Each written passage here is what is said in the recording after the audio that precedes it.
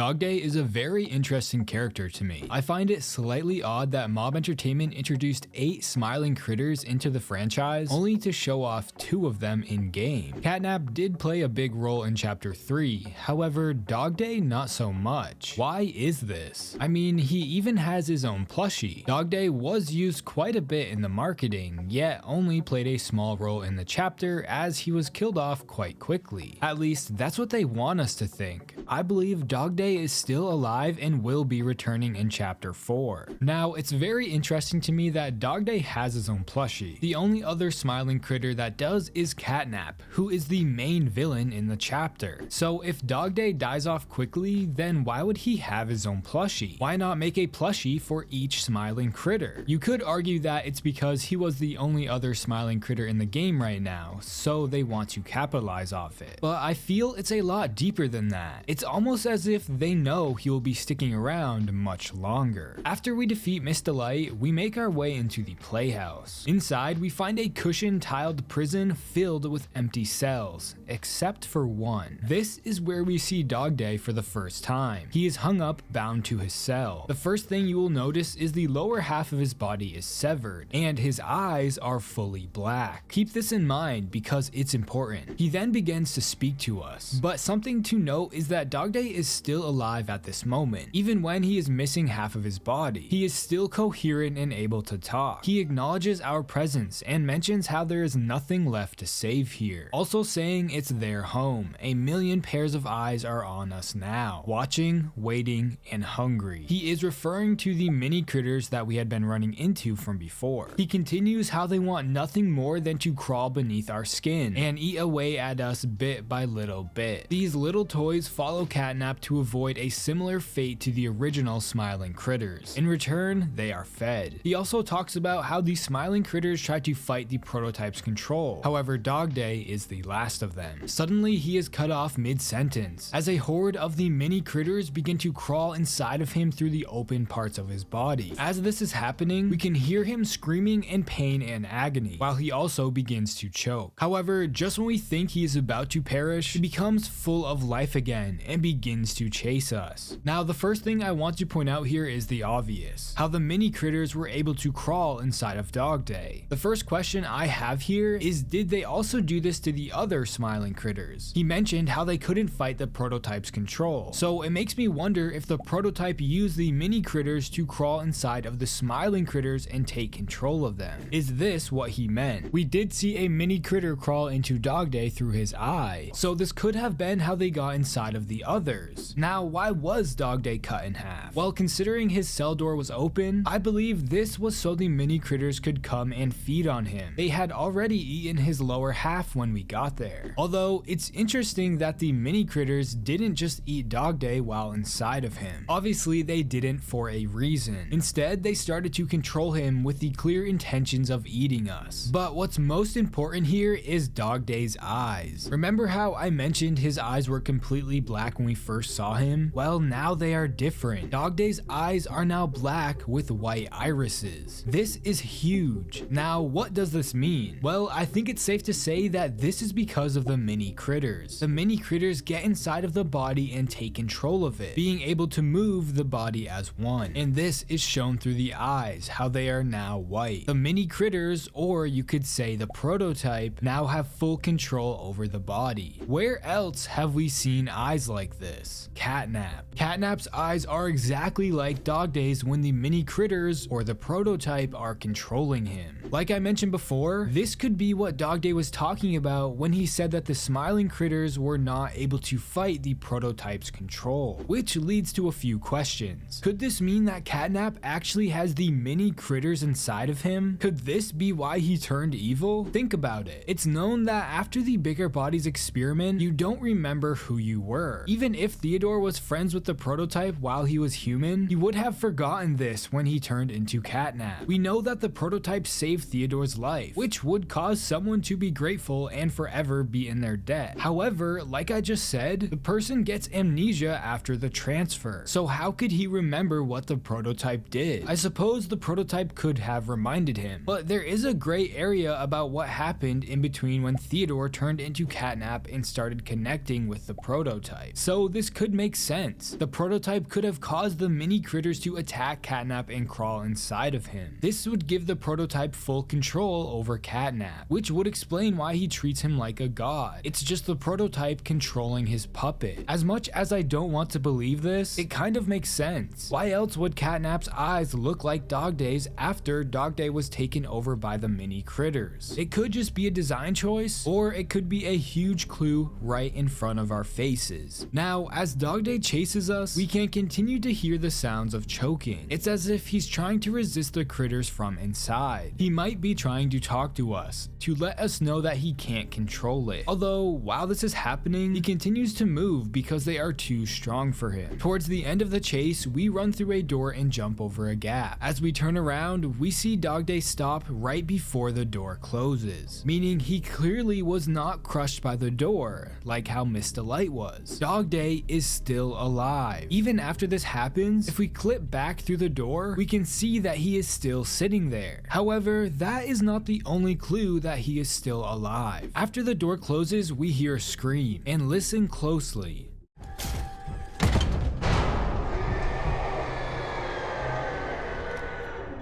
Does this scream sound familiar at all? Remember at the end of the chapter when we start to descend down the elevator with Poppy? Well, we leave Kissy Missy above to hit the lever, telling her that we will send the elevator back up to get her. As we go down and lose sight, she gets attacked. There's something... What's she doing? No! We're coming! Just hold on! Come on, go faster! Missy! During this attack, we hear screaming again. The scream we hear from whatever is attacking Kissy Missy is extremely similar to the scream we hear from DogDay. Therefore, I think DogDay is actually the one who attacked Kissy Missy. These two screams match.